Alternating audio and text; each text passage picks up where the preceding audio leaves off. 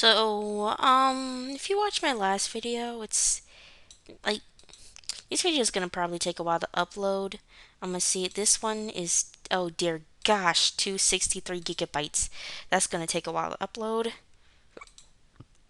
This won't take as much time to upload. This will take time to upload. This will take a lot of time to upload. Okay, so basically, man, I may have to upload those at night and just leave it on while I sleep with no other browser so that it can, stuff like that. So anyway, basically they were protesting for things to go away. Now here's the thing. There was a Jesus bath mat. Now you're probably wondering why would they want to remove a Jesus bath mat? Well, okay, so the thing is that a bath mat is something that you kind of step on and it's in front of the bath. You step on the bath mat to get into the bathtub sometimes. That's why they want to remove it. So I don't really have a problem with that. So yeah. If y'all want to sign the petition to get rid of that, you can. I would just, if you ever have this one, just hang it on your wall, because that's what other people do. Like if you have this bath mat, just hang it on your wall. Other people do it. So I'm pretty sure the person who made the bath mat didn't have this intention. Like I think they just wanted to create something like that was sort of Christian, and then but they used the wrong object to put Jesus's face on. So yeah. Anyway, in education circles, the current phrase is anti-racism. Now, non-racism to me should be anti-racism as well. Um, The Handbook of New Movement: How to Be an Anti-Racist by Abraham X. Kendall. He frames the debate on terms of being anti-racist rather than colorblind. Now, I don't really like colorblind was a term I think was taken out of context. Colorblind, when someone said they were colorblind, it meant that they didn't care what skin color you were. It was okay to be black and it's okay to be white and it's okay to be any race that you are. But here's the thing, colorblind was supposed to mean that it was as if I was blind. I don't really care if you're black. I know you're black. I can see that you're black, but it doesn't affect my decisions. And that's how it's supposed to be, technically. But nowadays it's like you're ignoring the race. But nowadays they take it as you're ignoring the race. You're just like, you're trying to be a good person. So as long as you're trying to be a good person, that's a good thing. If someone does have sort of like small racist views, even though they try not to be racist, they get it a little wrong. I forgive them because no one's perfect and everyone has their small racist biases sometimes, especially growing up in America. Well, okay, so maybe in a different culture you wouldn't have these racist biases, especially if you've never encountered another race before. Like, none of you have ever heard of any other races existing in the world. So, how can you have a racist bias if the only race you encounter is yourself? Unless, but you may not even know what race is because you never encountered anything else. You might just see yourself as human. So, yeah. So, I guess not everyone has a racist bias, and then sometimes people are very different from each other. So, like some people you have complete stark opposites. But other than that, racism in American education. Now, this is very shady to me, even though I'm a Christian. This is kind of shady because you have them talking about anti racism will hurt the people it pretends to help.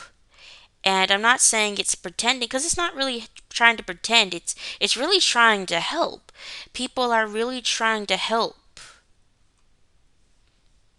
Um it's like it's like I just I mean I wouldn't, as a black person, I wouldn't feel comfortable sitting in a room with these people cuz I just don't feel Like there was one point where I got mad at one of the people.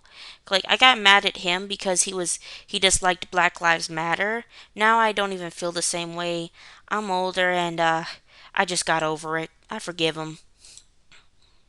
Gotta forgive him anyway. It's a sin not to forgive. But I just don't agree with this, and I think it would be harmful. I'm a mellow person, so this didn't extremely offend me. I'm just I just used to I'm just like I do feel like I guess I feel a little offended, but like I just I'm a mellow person, I guess. Nothing makes me extreme, I guess. Sometimes if I get extreme, I force myself to get extreme because I feel like I should get extreme. But other than that, um I don't know why I act like this. I thought I had a mental disorder that caused me not to feel as intense emotions as other people because it seemed like other people would act so extreme with their emotions. Like they get so angry, they'd act so extreme and then there was me who just didn't get that upset. So like there was something I did get upset about. Like some people were really mistreating disabled kids in an African country, and I kind of curled up in my. I felt like curling up in my covers and clutching onto it, and I was tearing up, and I just curled onto my glove covers and clutched onto it. And I remember I saw a vision of those people, and I thought maybe God wanted me to pray for them, so I prayed for them. So, people, please pray for the disabled children in Africa, all of them, so that they can get better and people won't treat them so bad. Because there was this one disabled child whose mom dropped the kid, and they people looked at the baby and laughed. And I guess the only person that cared about the kid was the older sister. And the mom did that to the baby because she was upset because people were picking on her because she had the baby. And the older sister came out and was like, why did you kill the baby? Why did you hurt the baby?" The older healthy sister, who probably was the one who was mainly taking care of him. That makes me sad. Just thinking about her running outside and looking at her baby brother on the ground and he's dead. And her mom killed him and she knows her mom killed him. And she's wondering, why'd you kill my brother? There's a woman over there trying to change things. Sometimes if you have a disabled child, your husband will just abandon you. Like this is not in all of Africa. I'm pretty sure most of Africa is nice to their disabled, but this was just in one village. One village. The little odd one out. The one that probably make other Africans look at them and say you're a disgrace. Cause the men of this village are a disgrace. They'll abandon a child that they had if the child was disabled.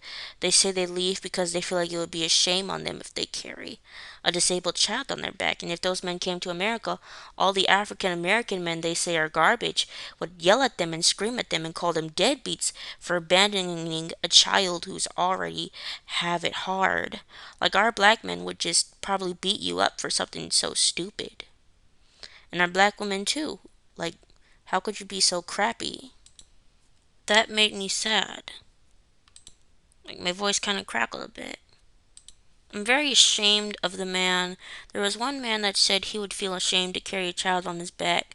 Never like I don't know the name of this African village, so I can't tell you what to steer clear of. So you're just gonna have to decide for yourself. You just look up where the village that mistreats disabled people so you can know what it is so that anybody from that village you don't marry.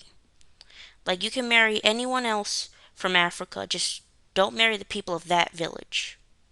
Don't marry their men because their men are garbage.